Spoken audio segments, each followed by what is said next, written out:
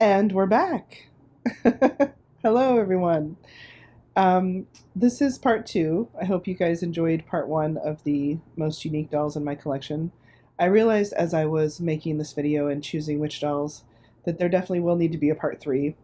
Um, how blessed am I that I get to make three of these videos? It's like I this is like Christmas to me every time when I get to make a video about my dolls, and especially ones that probably you haven't seen in a while. And I think a lot of these fall into that category. It's just nice for me because I get to interact with them and talk about them, and I really enjoy it. So I hope that you guys enjoy it as well. And I think that it seems like there's not a lot of monster slash fantasy alternative collectors anymore, at least not on YouTube. So if you're out there, please comment, please, so I can go to your channel and subscribe. Please make videos so I can see your dolls. I really miss seeing the more alternative dolls. The humans are beautiful, the traditional style reborns, but I really miss seeing the alternatives. So if you have a channel and you have dolls, please, I want to see them. I love the alternative and the monster dolls. Obviously, as you can see, we are starting off today with some unicorns. These are all the Legend kit by Tracy Shaka. I hope I said that correctly. I think I did. Um, and actually, the one on the far right was the prototype when the kit originally came out. So the vinyl is a bit different. It's much harder, and so yeah, it's the first zombie unicorn of the Reborn world, and I'm the one who made it. So I actually made the one on the left and the one on the right. The one on the middle is one that I coveted from a good friend of mine. I think this kit is just stunning, and I can't imagine ever parting with any of these three. They are very special to me. As you can see, the kit has quite a lot of details. There's, of course, the hair on the hooves, and then I'm not sure if that's hair going upwards or what that's supposed to be. There's some swirls, like fantasy swirls up the arms, and the eyes are part of the kit. I suppose that you could cut them out and put your own eyes in, but all of these have the painted eyes, and that's the way the kit is sculpted, and it's just so cool. I mean, when I heard that this kit was going to be sculpted and released, and especially when I was chosen to do one of the prototypes, I was so crazy excited, and I still feel that same excitement every time I look at these three. There is actually a second body type for this kit, which makes it stand more naturally like a horse, like a My Little Pony. Um, I prefer this body that the kit originally came with, where they sort of sit up like a kid. But there are two different body styles, and both of them look really, really cool. I just prefer this one. So let's talk about them individually. This is Sassafras, and she is inspired by the Sassy Unicorn, which is a digital art piece made by Jessica Leclerc. I hope I'm not butchering her name. I'll put a link in the description to this art piece. It's one of my favorites ever. I have it on a mug, I have it on a pillow, I have it on a blanket. It's this beautiful rainbow unicorn with this wild pink and purple and blue hair, and I was like, I've got to have that digital art, but in a reborn form. And so this is the second Legend kit that I created. And actually, there is a third version that is sort of a hybrid between the zombie that I made, which was the prototype, and this one. It's sort of a zombie rainbow unicorn. And that's the only other one that I have ever made of this kit. And I really am just a huge, huge fan of the unicorns. You guys are probably going to laugh at me, but I realized as I was making this video, even though I've had this doll for many years now, that I forgot to name her when I created her. So I think I was just so excited about getting to do one of the prototypes and getting to make the first zombie unicorn that the community's ever seen that I just completely spaced actually giving her a proper name. So I suppose her name is Legend, which is still very fitting for a unicorn. I think it's sort of perfect. But I wanted her to have some sort of bloodshot eyes, and I wanted her to look like she's had maybe some injuries or some cuts and scrapes. And, of course, the blood on the horn was very important because, what is a zombie unicorn going to do? They're going to stick their horn in you and, disable you so they can eat your brains. She's got a little black sludge as well. So she's kind of got some little My Little Pony aspects with the little different rainbow circles on her cheeks, and of course the X's everywhere to signify that she is in fact a monster. But I'm over the moon with her. I will never, ever, ever not have her as part of my collection. I'm very proud of her. I'm very proud of the fact that, again, she was one of the prototypes, and I just think she turned out really beautifully, even though she was one of the most nerve-wracking dolls I've ever made, because I wanted to make the sculptor happy, and of course I wanted her to be amazing, and I'm so, so happy with how she turned out. This is Vertigo. She is a zombie carousel unicorn, and obviously she has escaped from her prison and now wants revenge. She was created by Madam's Asylum, and you can find her on Instagram. Extremely talented artist. I was not following her when this doll was created. I would have absolutely lost my mind. When I did find her later and I went back through her work, I was just mesmerized by her zombie unicorns. And just the same as with Precious from Lacey Michelle, the last doll in my previous video, this unicorn lived rent-free in my mind for a long time. I thought about her a lot. I really, really wanted one. And when I finally did find her secondhand, I was just ecstatic. And I do seem to have a talent for, I guess you'd call it manifesting. If there's a doll out there that really, really calls to me, they eventually end up here. And I don't know how that works exactly. Maybe I'm good with the energy. I don't know. But I'm very, very thankful to have her here because now she lives rent-free in my house instead of just in my head. Next up we have Story, and Story is a dragon-human hybrid, and her creation was inspired very directly by the work of another artist who had created a doll that looked very similar to this. The head was almost exactly the same, but the body was a little different, and I'll explain that, and I'll link a video in the description so you can see photos and a comparison between the two dolls. But unfortunately, getting a custom from this artist was not an option, and one of the reasons it wasn't an option is because a lot of times this particular artist, who I'm not going to necessarily mention here by name because I don't have a lot of good things to say, so I feel like that wouldn't be the best course of action. And I don't want to make anyone feel bad, but the truth of this doll is that, and that situation is that this particular artist often pays a lot of attention to the face, and the faces are very beautiful and very interesting, and then the body leaves a lot to be desired and tends to be quite plain. With this doll in particular, it really stood out because you have this very dragony face with the snout and the stuff on her head and the ears and all that going on. And the original doll actually had painted on fangs, which I cannot do painted on fangs. I'm sorry, y'all. They have to be sculpted. It's just, I feel like it's a little bit lazy. Just make them out of Sculpey. Just make them 3D. It's not that hard. But anyways, that's just a little pet peeve of mine. I don't like painted fangs. So her fangs are actual Sculpey clay. They are sculpted on. But her body is actually quite different than the doll that she was inspired by because she has a lot of dragony details, little patches of scales that are iridescent, and I tried very hard to make her claws instead of fingernails. I think the original doll, if I'm remembering correctly, had a very plain body and didn't even have the human style fingernail tips. Whereas this doll has painted on claws on both her hands and her feet.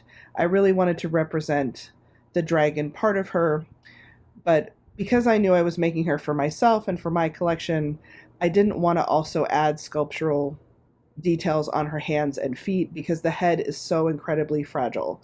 Now, Sculpey will stand up to the test of time. I have a lot of dolls that I've added sculptural elements to over the years, and if you take care of them and you're careful, they'll stand up. They'll hold up. But because there's so much going on in her head with the big fancy ears and the snout and the fangs and the whatever you call those dragon, the ridges on the top of her head, I personally didn't want to also have to worry about breaking off a fingernail or a toenail. I didn't want every aspect of this doll to be fragile, and I wanted to be able to change her into different clothes without having a total panic attack.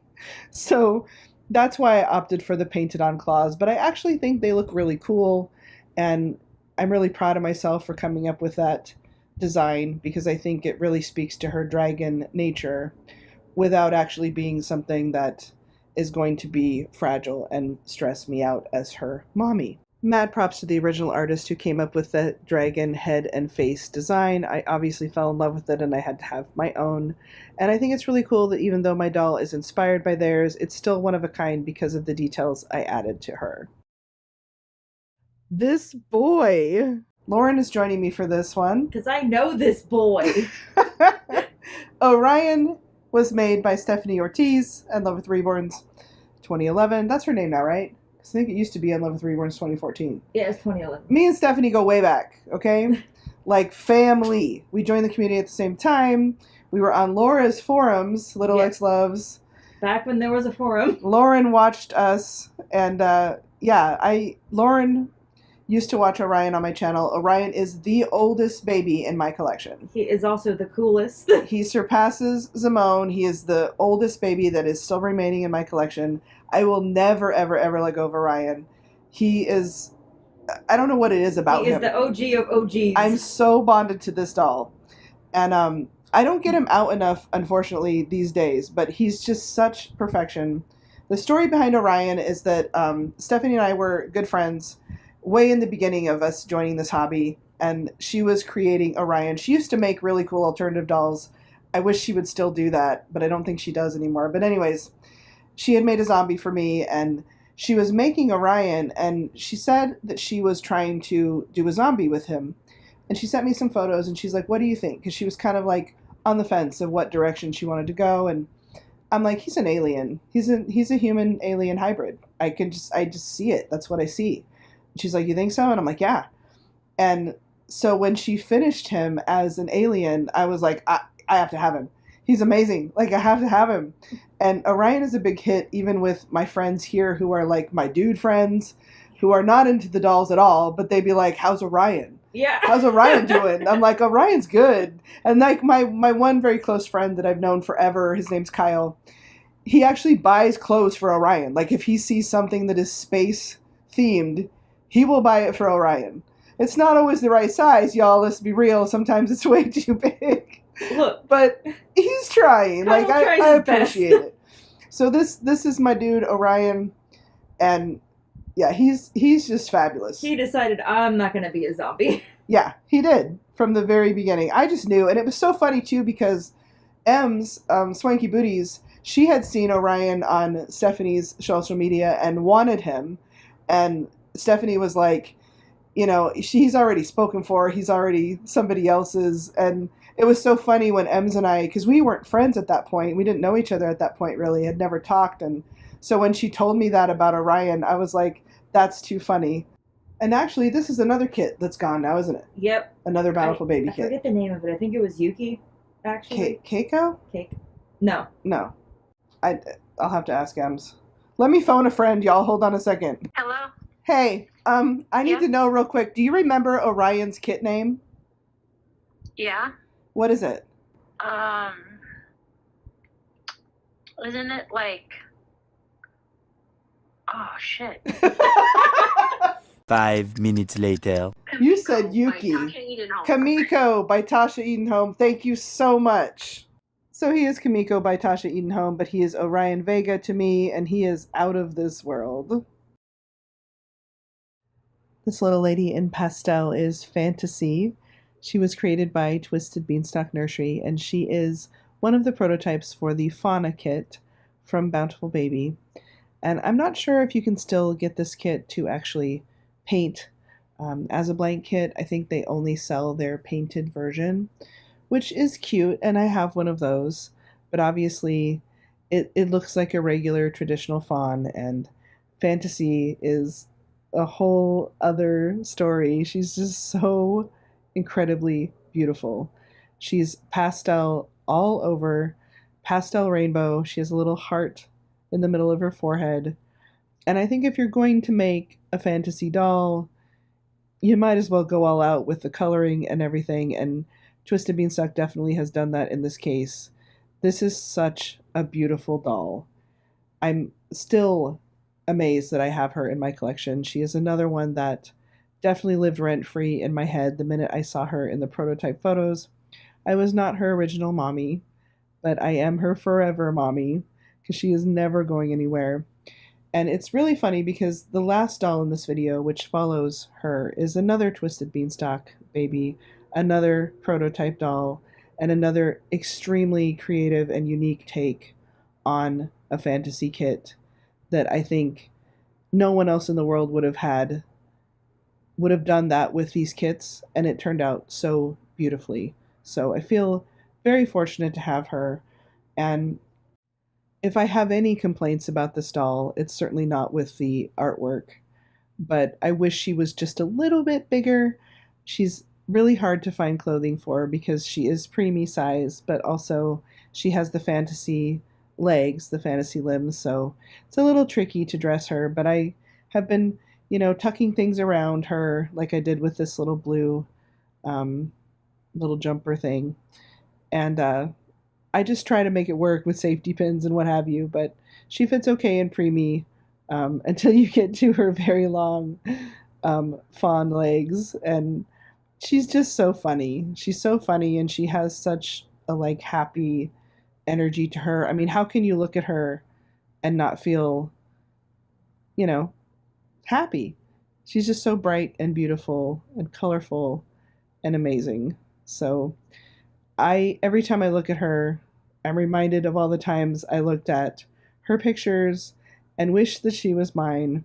And that sort of thing is never lost on me. It really isn't. I am constantly thinking about the fact that I have this collection of dolls that's very unique and very interesting and very me. And I think everyone has that. Everyone has their dream collection, and I think it's different for everyone, obviously. But my collection of dolls is so very me. It's so very the different aspects of my personality, from the very happy, energetic Tigger style energy to the darker, more gothic dolls. They all have a place here, and she definitely has a forever home with me. Last but certainly not least, we have Beatrix. She is also created by Twisted Beanstalk Nursery, and she is a prototype for the Ferdinand kit. And this is another take that is so creative and so insanely unique and so beautifully executed. I don't have enough words. I don't. This doll, I loved this doll from the moment I saw it. I obsessed over it. I just absolutely adore this take. And I have a couple of Ferdinands. I have a Mandrake that I made, and I have a Krampus that I made from the kit. And I never would have thought to make a bee inspired doll from this kit, but it's so cool the way that her little fingernails and toenails and her little hoof and like everything is painted in this black and white striped style. She even has a special body that I believe was requested by Twisted Beanstalk for this prototype, because the original Ferdinand body is furry, but it's not like bumblebee butt furry like this one is. It's just so cute. It's like she reminds me of when you see the bees sleeping in flowers, the little bumblebees. That's the vibe I get from her.